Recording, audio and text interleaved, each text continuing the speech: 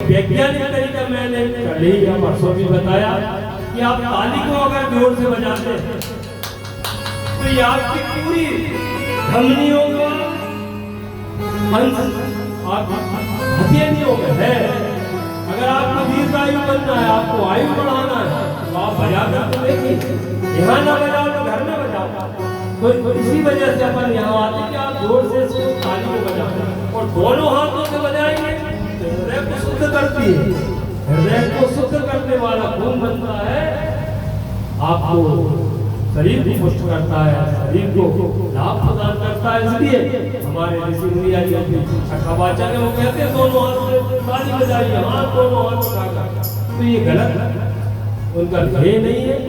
वो ध्येय ये है कि आप अपने ही तन को शुद्ध करें और दोनों हाथों इसमें बिल्कुल शर्म न करें।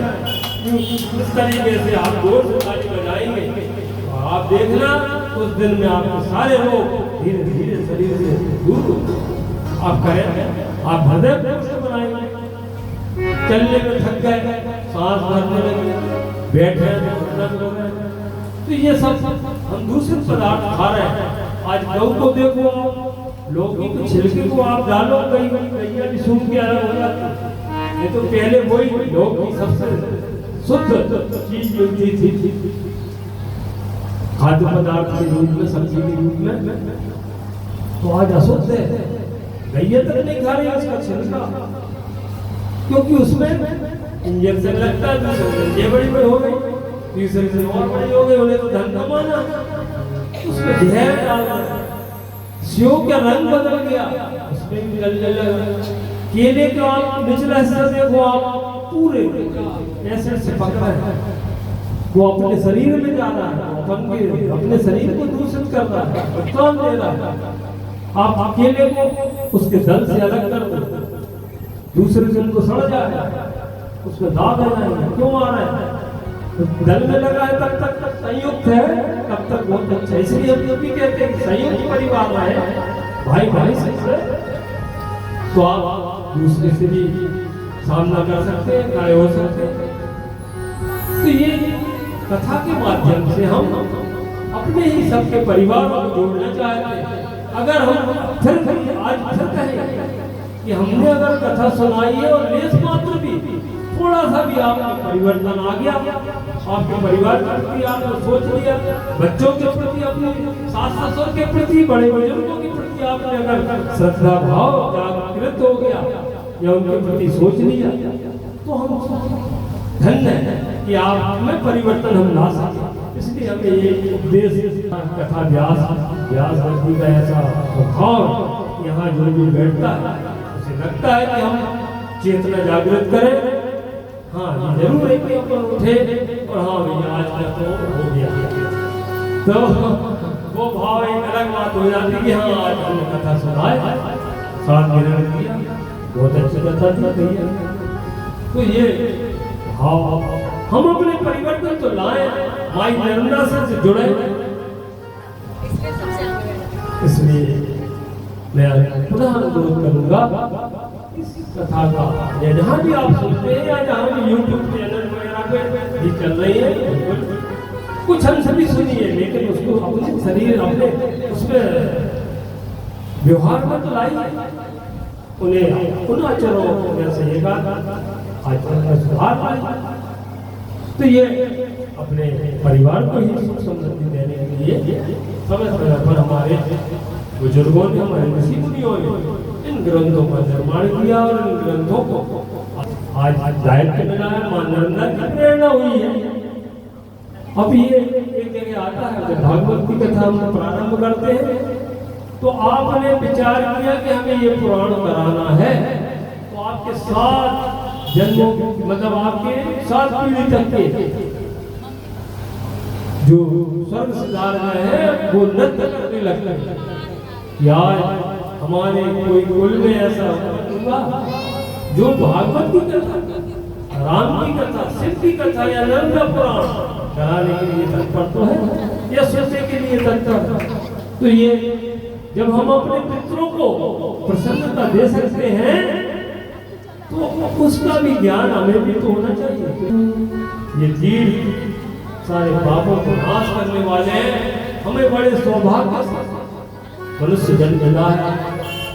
इसे पाकर धर्म का आचरण नहीं छोड़ना चाहिए।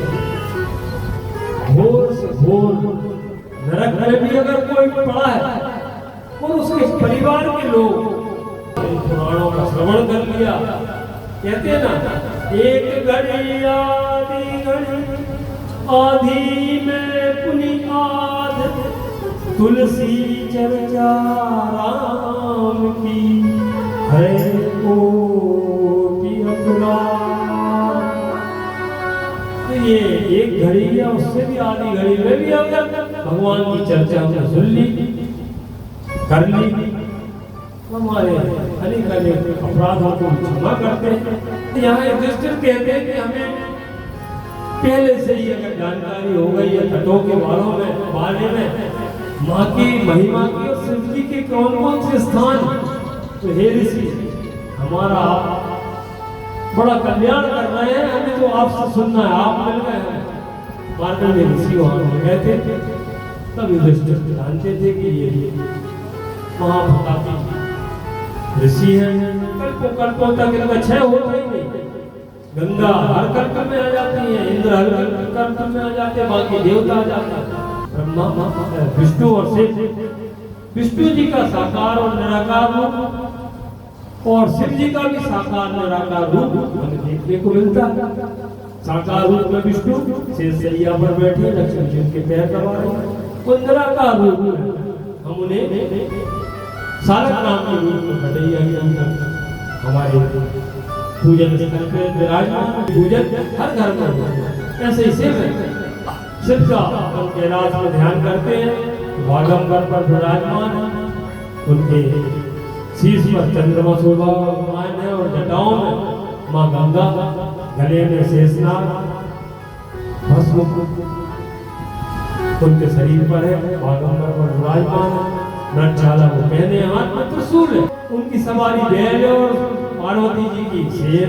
मगर उस स्थान का ऐसा महत्व, दो विचारधारा अलग अलग होने वाले भी साथ में रह रहे हैं। तो हम जब अपने घर में भगवान का वास करें, मंदिर में बिठा लें और फिर भी सास की बुराई करना चाहते हैं, तो भैया आपका सुधार करना।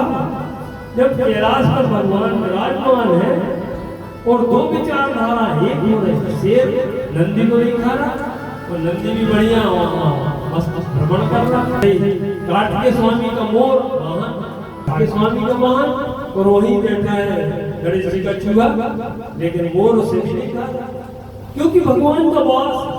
अरे हमने अपने घर में बिठाया है तो फिर भी हम कलह करते हैं, तो अपने आप को भी हमें सुधार।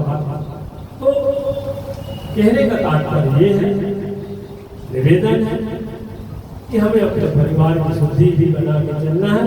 ये व्यास व्यक्ति का असर है, जो आप परिवर्तन कर ले आते हैं तो हमें बड़ी प्रसन्नता होगी।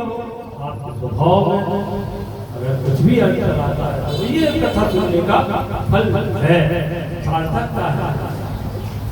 उस कारण तीर्थ जी आगे तीर्थाते हैं, तो उनके वर्णन सुनाने जा रहा हूँ। भगवान शिव ने उत्तानपाद राजा को सुनाया और मार्कंडेय जी ने युधिष्ठिर को सुनाया।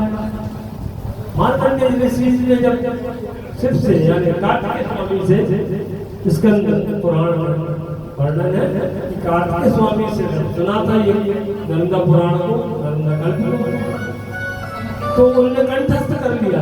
लेकिन उनके बाद गणेश जी की प्रेरणा से वेद व्यास को लिपिबद्ध किया, रचित किया, लिखा, और हम जैसे लोगों के सामने, मनुष्यों के सामने ये ग्रंथ उपस्थित हुए।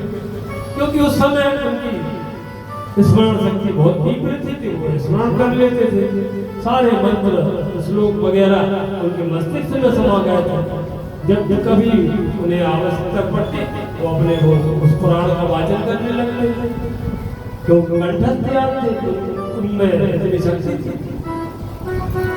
उसके बाद जब देखा वेद व्यास जी ने द्वापर में कि ये मनुष्य तो भूल रहा है, वो गलत मार्ग पर चल रहा है और हमारे पूर्वज ये बताता है, तो गणेश जी ने प्रेरणा दी वेद व्यास जी ने 1000 भगवानों का लिपिबद्ध किया। भगवान का अनुग्रह हुआ हम पर, ये हमारे सामने उपस्थित हुए और आज हम आपके सामने वाचन कर रहे हैं। तो कहने का तात्पर्य ये है कि अगर ये ना आते तो मनुष्य जैसे आदम हवा रहे, एक दूसरे को मारकर खाते रहे। हमें ज्ञान नहीं आता, ज्ञान आया है और हम मोक्ष की प्राप्ति नहीं कर पा रहे। ज्ञान आते पर भी जान रहे हैं कुछ समय हमें मेहनत तो करना पड़ेगा, धन कमाने के लिए मेहनत करना पड़ेगा, लेकिन ऐसा धन भी ना आ जाए जो हमारे ही परिवार में रोग दोष सब चीजों को ले आया। क्योंकि स्वर्ण जो है उस पर कलयुग का वास, ये परीक्षित से गलती जो हो गई थी अपने भागवत जी में आता, तो ऐसा धन भी ना कमाए गलत तरीके से किसी भी प्रकार से, ये हमारे परिवार में बिल बाजार उपस्थित हो। और धन का जो नियम है मैं फिर कहूंगा कि दसान साहब 100 रुपये कमा रहे हैं तो 1 रुपया 10 रुपये है दसान से न करे तो एकांत करे, 1 रुपये एकांत तो न करे तो चवन्नी भी करे, मगर दान वो भी एक हाथ से दान करे तो दूसरे को पता न लगे। ये दान की महिमा है, ये दान का महत्व आगे भी ऋषि मुनियों ने भी बड़े बड़े राजाओं को इस दान के बारे में बतलाया। और उससे ये राजा कई वर्षों तक अनेक वर्षों तक इस राज्य करते रहे। और फिर मैं यही कहूँगा कि युद्ध का पृथ्वी तो जहाँ की कहाँ है, हर बार युद्ध होते हैं, राजा मर जाते हैं, आगे संतान आती वो राज करती है। कोई जिसे भगवान ने लिख दिया है कि वो बैठना है, उसका ही अधिकार होना है, वो होगा, क्योंकि ये हमारे कर्म में लिखा जा चुका है। ब्रह्मा जी ने कर्म में ही लिख दिया है कि आप अधिक धन कमा नहीं सकते, आपको जितना मिलना वही मिलेगा, उससे अधिक नहीं पा सकते और कम भी नहीं पा सकते। आपको भूखा नहीं सुलाती नर्मदा, आपको भूखा भी नहीं सुलाएगी, ऐसी व्यवस्था करती है कि कहीं ना कहीं से आपको जब ईश्वर हमें इतना सब दे रहा है तो हमारी काय की हाय आया। और कथा वाचक की जो भी प्राप्त हो कहे, ये मैं पुनः कहूंगा, अमृत तत्व की प्राप्ति के लिए भगवान मार्कंडेय जी, ऋषि मार्कंडेय जी राजा दृष्टि से कहते हैं जो परम मनुष्य भक्ति से युक्त परम शांत होकर नर्मदा का स्तोत्र पढ़ता है, उसी भी के उन्होंने स्तोत्र भी बताया। मैं छोटे छोटे को बताता हूँ, कुछ उसके पद सुना देता हूँ। मार्कंडेय जी ऋषि कहते हैं कि हे कृष्ण, अगर नर्मदा का स्त्रोत नर्मदा तट पर जाकर जग के रूप में आप और नहीं आए तो नर्मदे हर करो, क्योंकि हर उनके पिता हैं, शंकर उनके पिता हैं। नर्मदा को जोड़कर, नर्मदा से सिर को जोड़कर आप जो भी इतना ही मंत्र करोगे वो भी आपको फल देगा। माई की जय, उधर जाके जय भी करेंगे तब भी आपको फल मिलेगा। नर्मदे हर हर कह दिया, यानी सिर से जोड़ दिया, माँ भी चेतना में जागृत हो जाती। कौन भक्त आता था वो भी देखती, माई की जय वो भी देखती, और सिर्फ भी वहाँ बैठे वो कहते हैं अरे कौन भक्त जो हम दोनों को याद कर रहा था। विशेष मंत्र उसका बेहद यानी अनुभव से ही प्राप्त होता है। मैं शब्दों में व्यक्त नहीं कर सकता। यहाँ नंदा का आता है, नमस्ते नमोस्तुते सिद्ध गणेर सेविते, नमोस्तुते सर्व पवित्र मंगले, नमोस्तुते विप्र सहस्र सेविते, नमोस्तु रुद्राम समुद्भवे वरे, नमोस्तुते पवित्र पावने नमोस्तुते देवी वरपदे शिवे नमामि ते शीतजले सुखप्रदे शरीरे पाप हरे विचित्रते। ऐसी मां का स्त्रोत मार्कंडेय जी ने युधिष्ठिर को सुनाया और कहा ये थोड़े से पद है, स्त्रोत बड़ा विस्तृत है समय के अभाव के कारण, लेकिन उन्होंने कहा कि गंगा तट पर जाकर स्त्रोत का जब करें तो वही मैं कहता हूँ कि स्मरण शक्ति उस समय बहुत तीव्र थी। पहले हजारों वर्ष आयु रहती थी और हमारे यहाँ मैंने ऋषि मुनियों की भी कद ऊंचाई बहुत ऊंची थी, तो दिनों दिन घटती जा रही है, आयु भी घट रही है। अब औसत आयु 60 वर्ष हो गई और कद भी 6 के लगभग हो गया, उससे भी कम अधिकांश मनुष्य मिलेगा। दिनों दिन काफी छोटा होता जा रहा है, क्योंकि इसी वजह से हो रहा है उसका दूसरे खान पान जो है वो दूसरे ये सभी तीर्थ अपने आप में प्रभावशाली है। मां नर्मदा की अनुकंपा वहां पर जागृत रूप में बह रही है, जल के रूप में है। अब देखो तीर्थेश्वर कुंडलेश्वर महादेव की महिमा, वहां भगवान शंकर का कुंडल गिरा और कुबेर जी ने वहां तप किया, कुबेर से प्रसन्न होकर कुबेरेश्वर महादेव बना दिए। कुंडली एक कुंडक नाम का दानव था, उसने भी तप किया, दानव को भी प्रसन्न किया, भगवान ने दर्शन दिए और कुंडलेश्वर महादेव के रूप में खुद विराजमान हुए, उस तीर्थ क्षेत्र को पवित्र किया, नर्मदा जल को पवित्र किया और उसी की प्रेरणा से आदित्य हृदय, ये मार्कंडेय जी कहते हैं कि तुम आदित्य हृदय का पाठ सूर्य कुंड में, रवि कुंड में जरूर करना। जब रवि कुंड पड़े उसकी बनावट में प्रकार है, सब बता रहे हैं मार्कंडेय जी युधिष्ठिर को कि किस प्रकार आपको मिलेगा वो रवि कुंड, जहाँ आपको जल में गर्माहट मिले वो रवि कुंड है।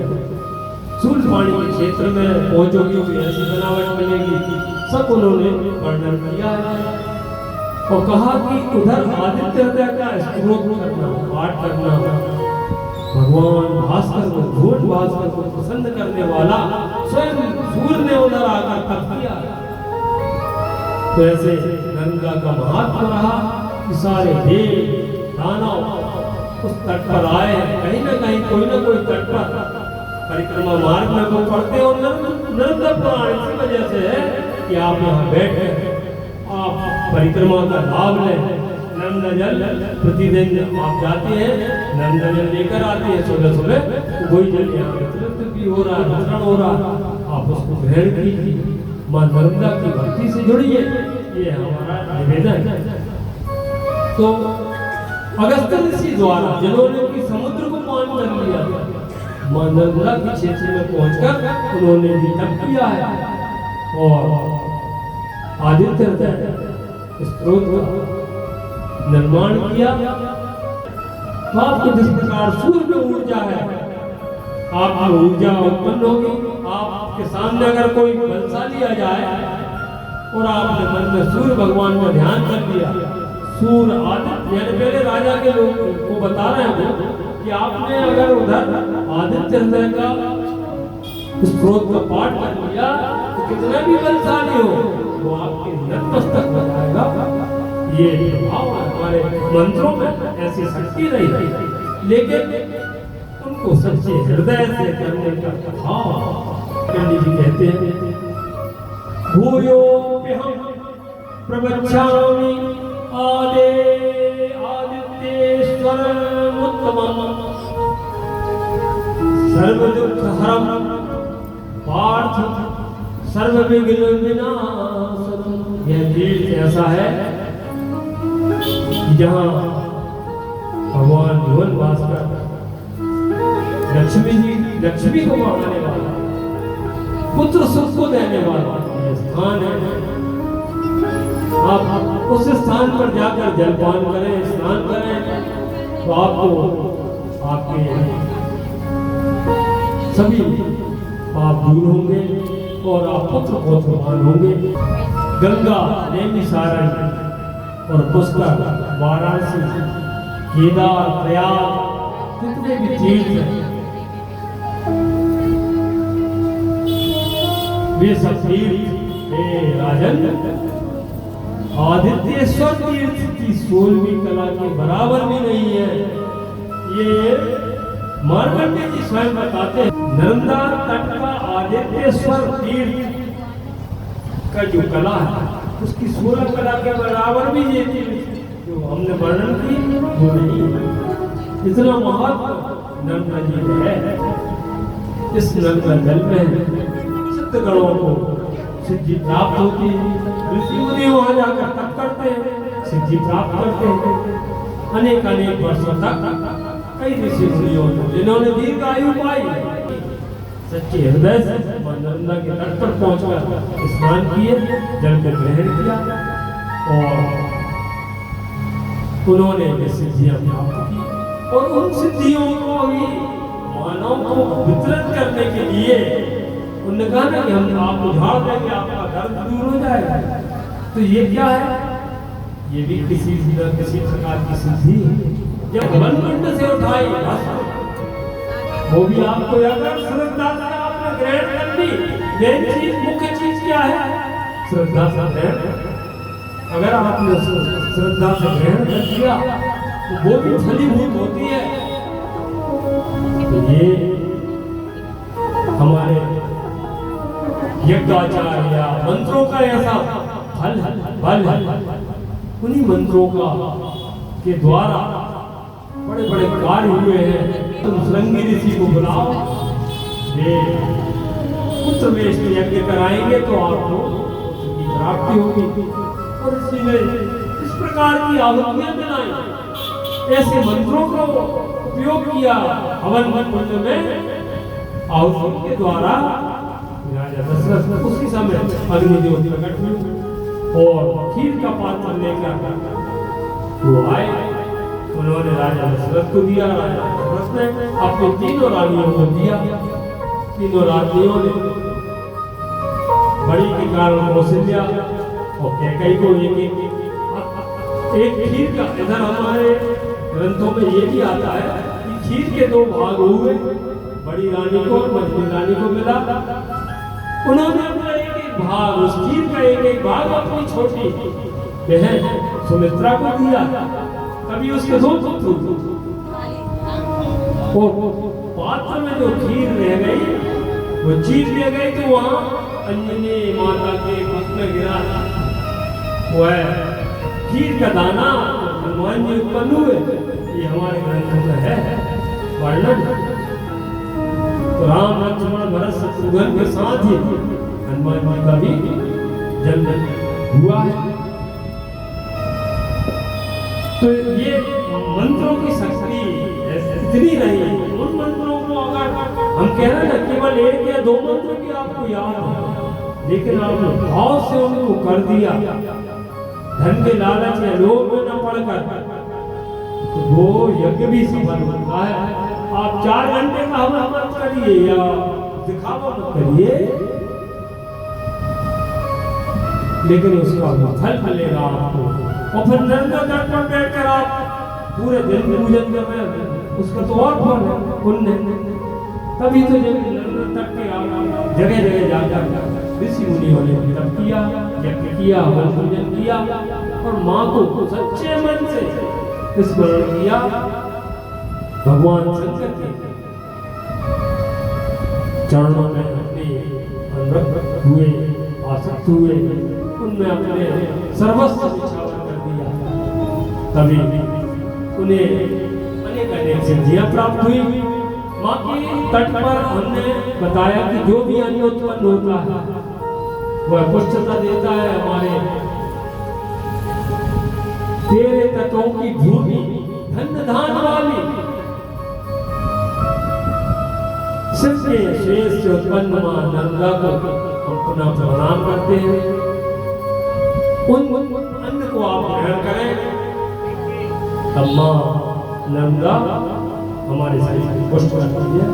ये अमृत तत्व नर्मदा की रक्षण को वाली रहती हुई अभिषेक तब वे ब्राह्मणों से बोली कि तुम्हें वह अमृत भाव में देती हूँ। यहाँ कुछ ब्राह्मणों ने जाकर ऋषि मुनियों ने जब तप किया है, मां स्वयं प्रकट हुई है और उन्होंने कहा है अमृत अमृतत्व तुभो भेद दद्मि योगी निर्गम्यते दुर्लभम यत्सुरै सर्वं प्रसादान्विष्यति इति ते ब्राह्मणा राजलब्ध्वा परं मनुत्तमं गमिष्यन्तः विधिचित्रं धृतसुचित्रमद्भुतम् कि मैं तुम्हें अमृत भाव प्रदान करती हूँ।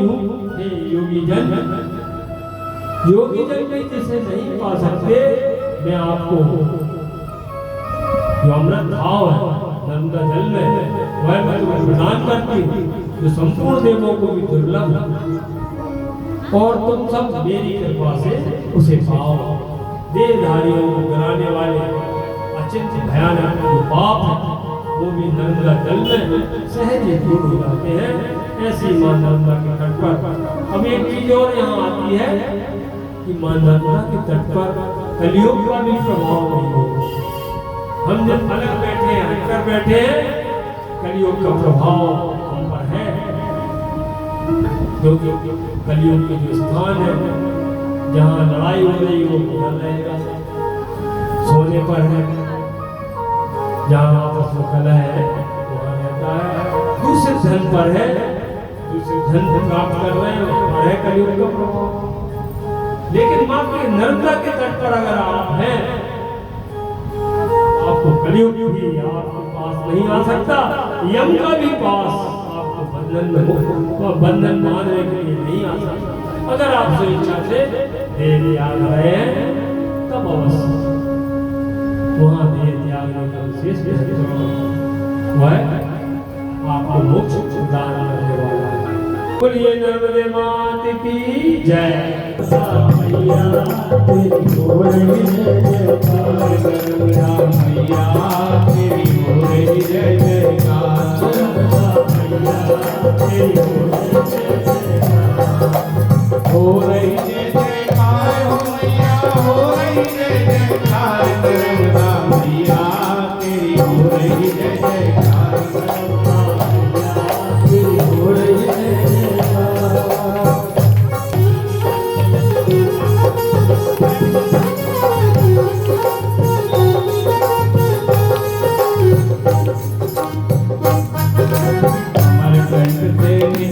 मैया निर्मल निर्मल पानी,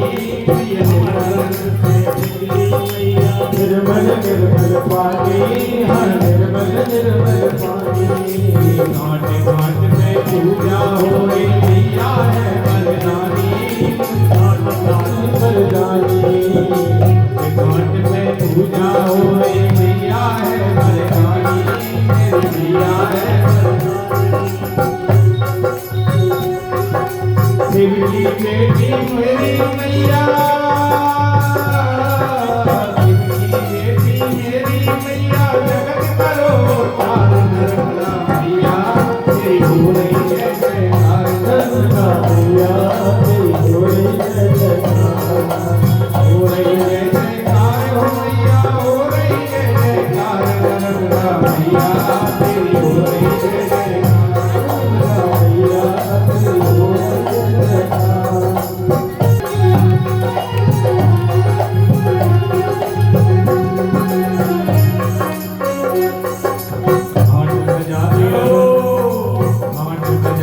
सुंदर मैया भक्तों के मन भाया, भक्तों के मन भाया, सजाते सुंदर मैया भक्तों के मन भाया, भक्तों के मन भाया, शक्ति लगन लगाई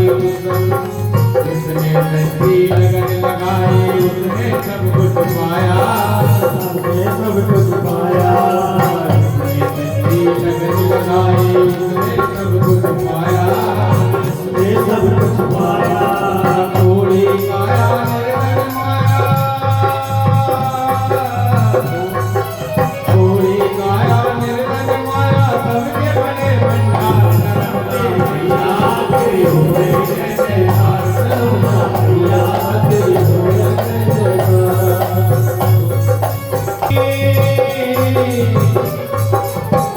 दान कर तो मेरी करो जगत मैया तेरी हो रे जय जयकार मैया तेरी हो रे जय जयकार सेवा भजो सेवा भजो रे माई सेवा भजो सेवा भजो सेवा भजो रे माई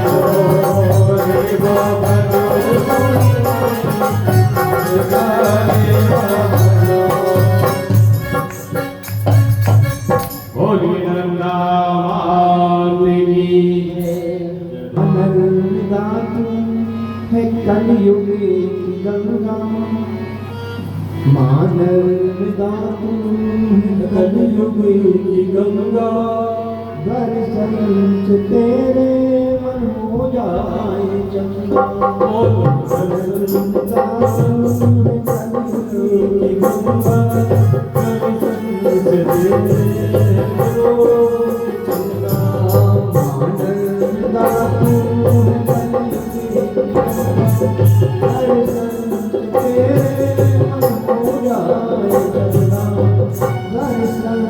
तेरे मन हो जाए चंगा विवृधैन सुर संत लीन मनुज अवतार निज इच्छा निर्मित तन माया भगवान कृष्ण जी कहते हैं कि ब्राह्मणों की रक्षा और गौ की रक्षा हमारा कर्तव्य। कभी यह पृथ्वी यह बनी अभी एक जानकारी और दे दें अपने पास नगर के मोटिटोरिया नगर रानी लहार स्थान हमारे बुआ जी के तीसरे नंबर के पुत्र दादाजी वहाँ संत रहे उन्हीं की दो बहनें यहाँ उपस्थित है और हमारी आज पांच बहनें यहाँ आई है सुनने और वो हमसे बड़ी है हम बहुत ही खुशी की बात ये बढ़िया से आगे धन्यवाद यहाँ बच्चे से भागी है सभी लोग बड़ा अनुग्रह हमारे परिवार को पूरा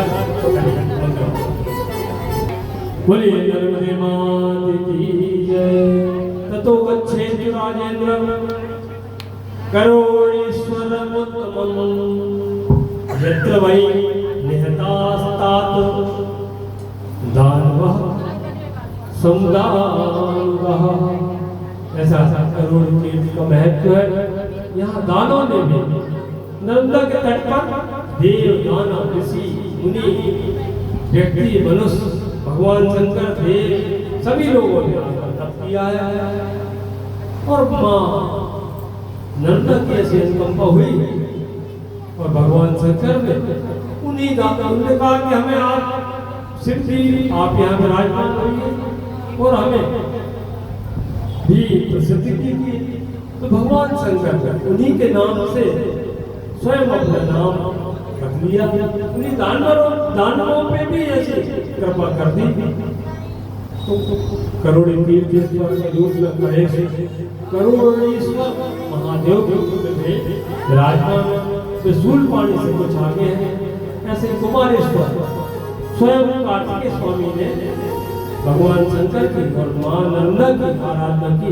अब यहाँ मैं पुनः याद दिलाता हूँ कि मां नर्मदा का पुराण इसलिए वाचन किया जाता है कि जिन्होंने परिक्रमा नहीं की वो हर तीर्थ का ध्यान करते जाए, भगवान शंकर से जुड़ते जाए और अमरकंटक से चलकर समुद्र के होते हुए पुनः उत्तर मार्ग से होते हम तक आ रहे हैं। ये हम आपको परिक्रमा का पुण्य देने के लिए ये नर्मदा पुराण का वाचन कर रहे हैं। भगवान शंकर की अनुकंपा पर बने, नर्मदा का आशीर्वाद प्रदान हो और हर घर में सुख समृद्धि हो। लेकिन फिर यही कहूंगा कि आप जुड़िए तो हृदय से दिखा के दिखिए। अभी एक ही थोड़ी देर पहले आया कि अपन भगवान जैसे शंकर जी के यहाँ शेषनाग जी बैठे, बैल सवारी है शिव जी की, और सिंह बैठा है, एक दूसरे को नहीं खा रहा, क्योंकि भगवान की वहाँ उपस्थिति है। जब हम अपने अपने घरों में भगवान को स्थान दे दिया तो हम फिर आपस में क्यों लड़ रहे हैं? क्यों हमें बैर मनुष्यता है? इसे हमें त्याग है। तुम्हारे तीर्थ भी भगवान कार्तिकेय स्वामी का है। भगवान ने ही उन्हें जब उनने तप किया है, तब स्थान दिया है देवताओं का, सेनापति तभी बनाया है और उनसे कहा कि तुम हमारे पुत्र जरूर। अब गणेश जी ने तो उनकी परिक्रमा कर दी, इसलिए सर्वप्रथम हो गया। लेकिन कुमार कार्तिकेय की कोई पद नहीं। तब उन्होंने भगवान ने कहा कि तुम नर्मदा जी की तट पर जाइए और वहाँ कुछ वर्षों का तब करेंगे। भगवान के एक एक वर्ष भी कई कल्पों के बराबर, तो तुम्हारे चौधरी भी तब किया नर्मदा के क्षेत्र में, तभी उनको तब के ही भाव से सेनापति का पद प्राप्त हुआ। देवताओं के सेनापति हुए और कुमारेश्वर तीर्थ की स्थापना हुई। ततो गच्छेतु राजेन्द्र कुमारेश्वरमुत्तमम् प्रसिद्धं सर्वतीर्थानां अगस्त्येश्वर संजदो भव। अगस्त्येश्वर तीर्थ, यहाँ ऋषि अगस्त्य जी ने कुमारेश्वर तीर्थ से थोड़े ही आगे अगस्त्येश्वर तीर्थ ऋषि अगस्त्य जी ने जिन्होंने आदित्य हृदय को लिखा और एक समय वो समुद्र को पान कर गए, ऐसे महान ऋषि। तब सभी देवताओं ने निवेदन किया किसी भी के अभिमान को न शिव न कोई देव न ऋषि अभिमान को तोड़ देते हैं, तो मनुष्य का क्या सामर्थ्य? मनुष्य का कोई सामर्थ्य नहीं, उन्हें अभिमान नहीं करना चाहिए। माँ गंगा को भी अभिमान हो गया कि हम सगर के पुत्रों को उतारने के लिए पृथ्वी पर आ रहे हैं। तब भगवान शंकर ने जटाओं में ही कैद कर लिया।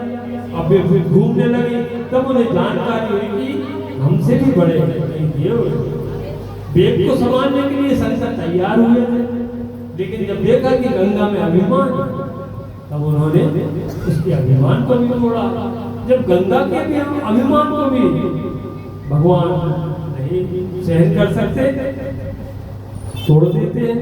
अब कृष्ण भगवान ने भी एक समय देखा, अर्जुन कहते हैं कि हे केशव, मैं तो रथ पर राजा के रूप में बैठा हूँ, धनुर्धारी हूँ, आप पहले रथ को त्यागे क्योंकि आप सारथी हैं। कृष्ण भगवान की बात मान गए और अर्जुन उतरने ही वाले थे, तो सबसे पहले ध्वजा में जो हनुमान जी बैठे थे उन्होंने उस रथ को त्यागा, ध्वजा छोड़कर हट गए हनुमान।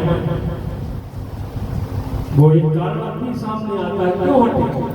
हनुमान जी ध्वजा से हटे हैं। कृष्ण भगवान बाद में उतरे, जब रथ से अर्जुन उतरे तब भगवान ने बाद उस रथ को त्यागा, और जो त्यागा रथ पूरा अग्नि से जलने लगा।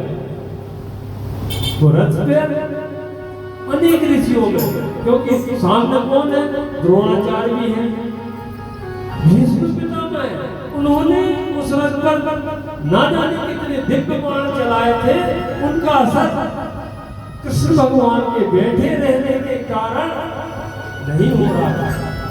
लेकिन कृष्ण भगवान अगर कृष्ण पहले उतर जाता, अर्जुन वही रह जाता, उन्हें समझ नहीं थी, क्योंकि उनको तो अभिमान आ गया। तो भगवान ने कहा, हे अर्जुन, तू मेरा आज कहना मान और इस रथ से तो उतर। जब रथ से उतरे बाद में कृष्ण उतरे, कृष्ण जो उसके पहले हनुमान जी ने भी जगह छोड़ दी। हनुमान भी जानते थे, ध्वजा में हनुमान को विराजमान किया था भगवान कृष्ण ने, अर्जुन के रथ को चलाया, लेकिन घमंड आ गया था भगवान को घमंड को। मैं कहने का तात्पर्य ये है कि हमें अब किसी भी प्रकार का कुछ दिन की है माया आप पर, हमारे पास वाहन वाहन भवन भूमि आपको जो मिली है पूर्वजों की आशीर्वाद से मिली है, हमें किसी भी प्रकार का घमंड और फिर भगवान के काम में या भगवान के लिए किसी भी प्रकार से हो नहीं। इसलिए सारे मत को त्याग, हमें उसके सच्चे मन से जुड़ना है। कभी फल भूत होता है तो मैं यहाँ पुनः कहूँगा कि आप सच्चे हृदय से और आप में थोड़ा भी परिवर्तन हो जाए तब ये कथा का सार है, कथा सुनने का भी और हमारे कहने का। तो यहाँ अगस्त तीर्थ में दारुक नाम का एक राक्षस था, उसने भी तपस्या की। तो दानव ने वहां तप किया तट पर।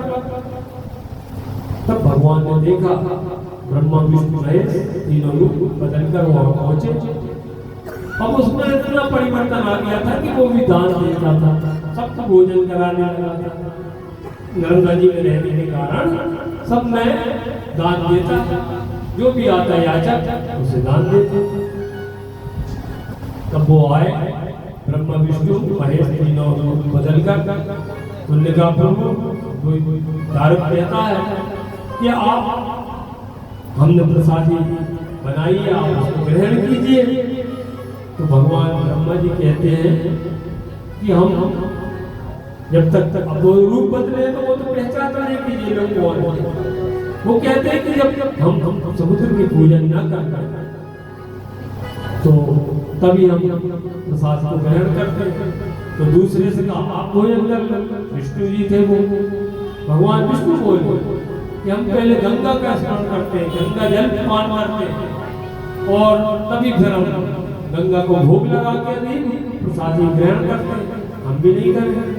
अब दारुक परेशान की हमारे द्वार पर आए, हम जहाँ तप कर रहे हैं, हमने भोजन बनाया है और ये लोग ग्रहण नहीं कर रहे, कौन है ये तीन?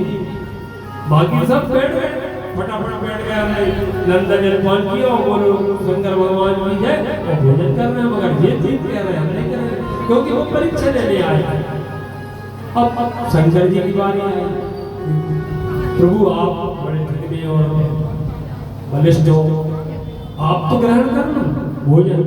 तो भी बोले नहीं, मैं भी जब तक भस्म मैं शरीर पर धारण न कर लूं, मस्तक में न लगा लूं और उन्हें भी राम का इष्ट हमारे इष्ट का ध्यान कर लूं, पूजन कर लूं, तभी मैं भोजन करता हूँ। दारुक बड़ा परेशान, पर उसने भगवान गंगा की प्रार्थना की। तब उसे ज्ञान हुआ कि ब्रह्मा विष्णु महेश है।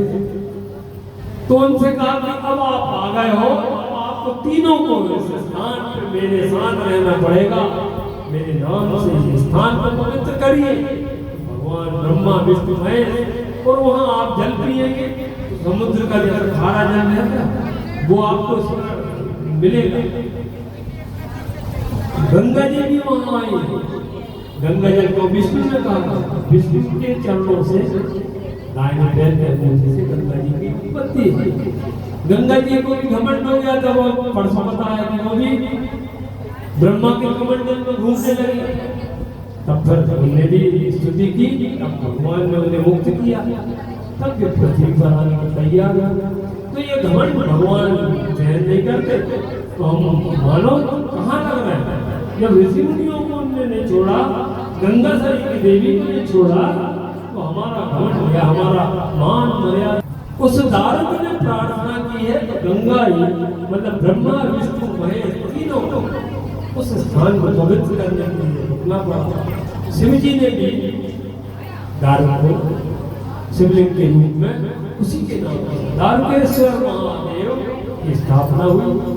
और वहाँ जल में आप हाथ डालो, एक शिवलिंग है जल के अंदर, एक जगह शिवलिंग में आप वो तेल की धारा बताई थी, तेल आप डालेंगे, तेल की बूंदे अलग हो जाती है, लेकिन उस स्थान पर तेल की धारा बहती दिखाई देगी और वो भी आगे जाके डूब जाता है, जबकि तेल डूबता नहीं। तो ये मां का प्रताप है। और यहाँ आप जल के अंदर शिवलिंग को स्पर्श करोगे तो हाथों में भस्म आ जाता है, लेकिन करोगे तो सच्चे मन से, ज्यादा गहराई में नहीं है, उन्हें स्पर्श करोगे तो भस्म शक्ति है। तो ये दारुण की प्रार्थना शिव जी की अनुकंपा से वह शिवलिंग भी है। और वो परिक्रमा में जाते वो अनुभव करते हैं, हम नहीं जा पाए, वो नहीं है, मगर ईश्वर की अनुकंपा और माँ की प्रेरणा ऐसी हुई कि यजमान लोग माने नहीं, हम यहाँ अभ्यास करके को पा गए। हो सकता है हमारे पूर्वजों ने ऐसे कुछ की। बोलिए मात की जय। हमारे बड़े बुजुर्गों का आशीर्वाद है हमारे परिवार पर, और मां नर्मदा सबका भला करे, ऐसी प्रार्थना करते। हम सभी श्रद्धालुओं में कुछ कहना चाहता हूँ कि हम लोगों के बड़े सौभाग्य साथियों कि आपके मुखारबिंद से हमको मां नर्मदा जी की रहस्यमयी बातें ज्ञान हो रही है, जो हमने कभी सुनी भी नहीं थी, उनका हमको ज्ञान हो रहा है। मैं सभी की ओर से आपको प्रणाम करता हूँ और आपका भला आशीर्वाद चाहता हूँ और आप लोगों की कृपा बनी रहे। नर्मदा जयंती पे हमारे गुरु जी के द्वारा ही ये रचित आरतियां हैं, इन्हीं ने इनकी रचना की है, जो हम लोग हर साल नर्मदा जयंती पर गाते हैं और उन्हीं की आरती इधर भी चल रही है। बोलिए जय हो। ओम